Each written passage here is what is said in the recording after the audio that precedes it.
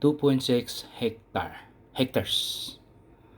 Titled property along Barangay Road, located in Barangay Bagakay, Talibon, Bohol.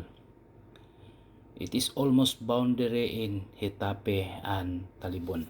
So Bagakay, guys, is almost in, next is Burgos, boundary of Hitape. So hapit na siya ma-boundary. And this is the property which is ideal for a subdivision development near highway. So doon rin siya sa highway, guys.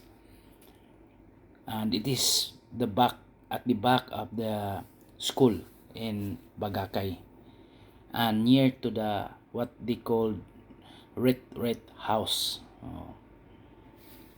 Lang adto ka dito kada magod before mag graduation, doon natin gitawag og kanang tawagan ng activity nga mga estudyante mag adto sa retreat house.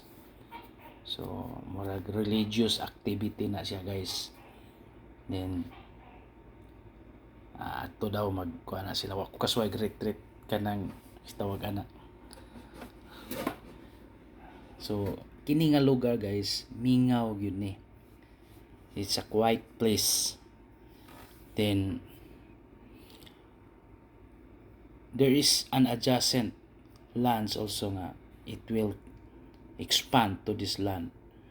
Then that could be ideal for a subdivision development. Aside from the retreat house, guys, so mao ni ang Barangay Road, no?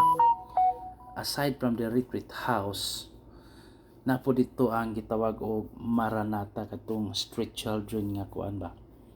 Napo dito, guys, anang abtanan sa katong mga wani parents or mga less fortunate children ba kanang ang ginikanan mga pobre po in town. So napo dito, guys.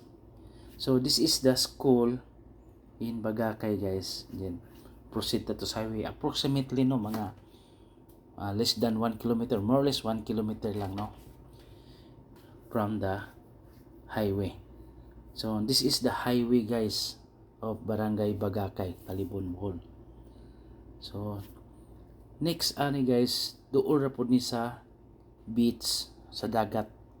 So okay kaayo, no, mag-farming ka, gusto ka maligog dagat, napod ni dito. Then northern part of Bohol province, around 2 to 3 hours drive from Tagbilaran City and Panglao International Airport. So mao na iyang gilayon, guys. Sa Talibon, approximately 9 kilometers away, or just around 10 minutes drive from Talibon, Bohol City proper.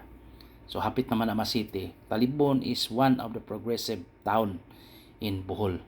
So mao na siya, guys. So mao ni ang ato ang beach. Ako ra ni gi-caption, no, katong usa nato ka property nga for sale.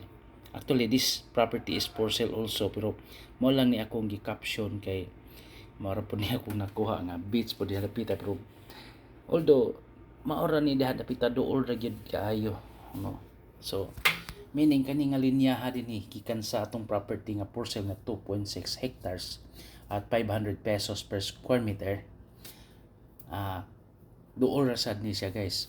So mao na ako lang i-picture out nga duol ra siya og beach o kaliguanan sa dagat. So ato lang klarohon, kaliguanan sa dagat, okay? For inquiries, just contact me and please subscribe our YouTube channel. Thank you.